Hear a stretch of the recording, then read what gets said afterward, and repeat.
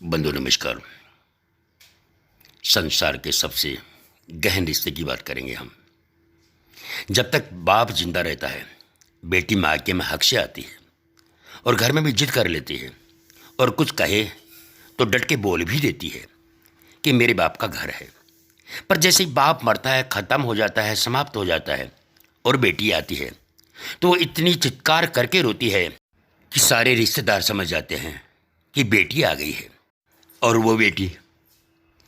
वो बेटी उस दिन अपनी हिम्मत हार जाती है, क्योंकि उस दिन उसका बाप ही नहीं, उसकी वो पूरी हिम्मत भी मर जाती है।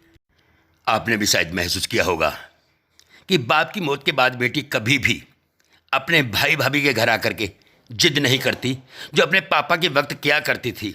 जो मिला खा लिया, जो दिया पहन लिया, क्योंकि जब तक उसका बाप था तब तक सब कुछ था। ये बात वो अच्छी तरह से जानती है। इतने में ही आप सब समझ गए होंगे, आगे बोलने की हिम्मत नहीं है। बस इतना ही कहना चाहता हूं कि बाप के लिए बेटी उसकी जिंदगी होती है, पर वो पिता कभी बोलता नहीं। और बेटी के लिए बाप दुनिया की सबसे बड़ी हिम्मत और घमंड होता है, पर बेटी भी ये बात कभी किसी को बोलती नहीं है। बाप बेटी का प्यार समुद्र से भी गहरा होता है। आप सभी ने भी देखा होगा, हमने भी देखा है कि बाप की जिंदा रहते भाई अपनी बहन से नहीं बोलते, ना कोई बात करते, तो पिता के मरने के बाद तो वो कैसे बात करेंगे।